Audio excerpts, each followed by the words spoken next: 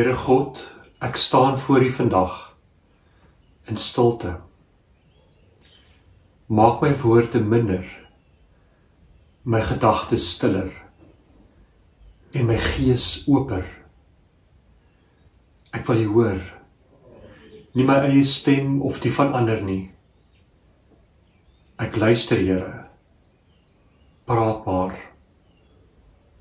in stilte.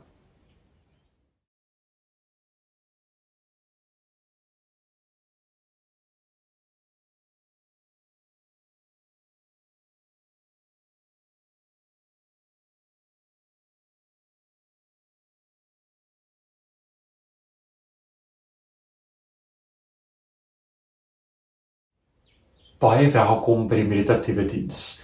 'n Goeie vriend van my het my hierdie week herinner aan hoe belangrik dit is om merkers in ons lewe te hê. Ek dink baie mense afgelope tyd hierdie ervaring dat ons daar in mekaar invloei, dat daar nie meer 'n ritme is aan ons week nie, dat ons weke in ons naweke ingaan en ons naweke invloei in ons weke in. En dan het my vriend gesê, is dit belangrik om op sulke tye merkers te hê. Oomblikke wat jy neem, tyd wat jy neem om tot stilstand te kom, rondom jou te kyk en diep in te asem. 'n merker is die tyd wat jy neem om terug te reflekteer op die week wat was en eerlik te wees oor die uitdagings en die goeie goed in jou lewe ook te vier. So ek wil vir jou uitnooi om vir die volgende paar oomblikke dit te doen. Ons gaan 'n ou Jesus verhaal vandag lees, maar voor ons dit doen, wil ek jou vra om die tyd te neem en terug te dink aan jou week. Die goeie goed en die slegte goed. En miskien wil jy dan 'n kers aansteek. En met die kers wat jy aansteek, vir jouself daardeur te herinner, dat te midde van al die geraas, is die Here nog by my.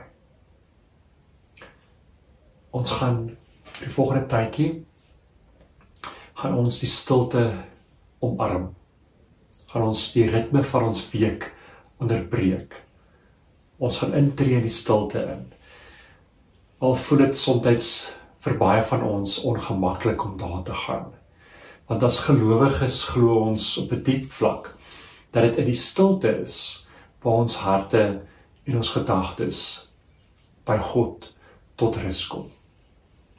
Ek wil vra om jou oë toe te maak en vir die volgende tyd sommer net so in die stilte te sit.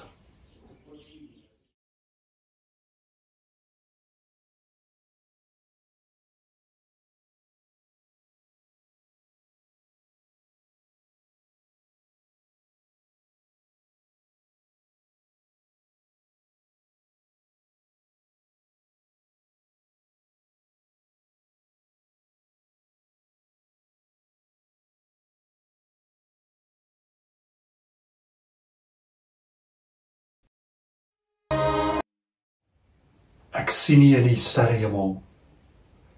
Ek voel U in die koelte van die wind. In elke asemteug, in ieder klank wat my ore bereik, weer klink U naam. Die tenger gras spriet, die nederigste blom, als getuig van die eindelose majesteit en mag. Amen.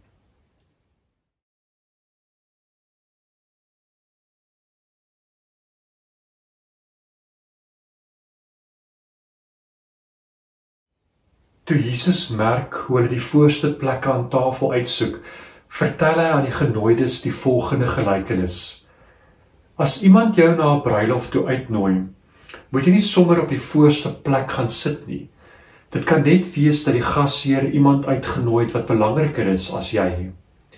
Dan sal hy wat julle albei uitgenooi het, na jou toe kom en sê, gee 'n bietjie die plek af vir hierdie man. Jy sal dan tot jou skande die agterste plek moet gaan inneem. Maar as jy uitgenooi is, gaan sit liewer op die agterste plek. En wanneer die gasheer kom, sal hy vir jou kan sê, vriend, kom sit hier voor. Dan sal jy in die agting van al die gaste styg. Elkeen wat hoogmoedig is, sal verneder word, en elkeen wat nederig is, sal verhoog word. Hy het ook vir die gasheer gesê, as jy in die middag of in die aand 'n maaltyd gee, moet dan nie jou vriende of broers of familie of ryk bure uitnooi, sodat hulle jou waarskynlik ook weer uitnooi en jou op die manier vergoed nie. Nee, as jy 'n feesmaal gee, nooi dan armes en krepeles en verlamdes en blindes. Jy kan jou gelukkig ag dat hulle niks het om jou mee te vergoed nie, want God sal jou vergoed by die opstanding van die wat reg gedoen het. So Lukas vertel die storie van Jesus wat by belangrike kerkleiers gaan eet het. En Jesus sien hoe almal van hulle die voorste plekke van die tafel uitgesoek het. En dan vertel hy vir hulle hierdie gelykenis oor onthaal. Onthale en etes in Jesus se tyd het baie spesifieke sosiale reëls gehad. Hoe nader jy aan die gasheer gesit het, hoe belangriker was jy geag. So jou plek by die tafel was belangrik geweest. Maar ook die gastelys, want wie jy genooi het, kon jy status onder die mense verhoog het. En dan baie belangrik, as iemand jou genooi het vir ete, was jy gevra of jy was veronderstel om weer daardie persone uit te nooi vir ete by jou huis, want geskenke was nie gratis nie. En gunste het agendas gehad. So as Jesus hierdie gelykenis vertel, praat hy nie net oor goeie maniere nie, maar hy bevraagteken ook al die sosiale reëls van die dag. Want in hierdie gelykenis is dit die nederiges wat aan die bopunt van die tafel sit. Gastelyste het niks te doen met status nie. En in God se wêreld het guns en geskenke en genade was gratis. Daar was geen agendas nie. So Jesus vertel die storie vir hulle om vir dit te verduidelik, hoe sit jy saam met ander mense om dieselfde tafel? Maar Jesus het verstaan dat dit vir meeste van ons moeilik is om ons posisies en ons status op te gee. Dit is vir ons moeilik om nederig te wees, om gasvry te wees, om genade uit te deel aan ander, sonder agenda. So Jesus verstaan dat ons trots en ons diep behoefte aan plek en posisie ons kan weerhou om genade te ontvang, maar ook om genade uit te deel en om plek by die tafel te maak vir ander. So dan sê Jesus, soms beteken dit om jou plek op te gee, om van jou stoel af op te staan waar jy sit en by die onderkant van die tafel te gaan sit. Richard Rohr praat hieroor, is 'n teoloog van Amerika, en hy sê dat baie keer in ons lewe het ons hierdie ontdekking dat ons is nie meer die belangrikste ding in die wêreld nie. Die wêreld draai nie om my nie. Ek is nie die belangrikste nie. En dan moet ons op hierdie reis gaan van ontleer, wat hy noem the journey of unlearning. Daardie tye in jou lewe wat jy bewus word van die patrone in jou lewe, van daai goed wat jou posisie en jou plek bevestig, en dat jy dan gevra word om dit op te gee, om dit te laat gaan.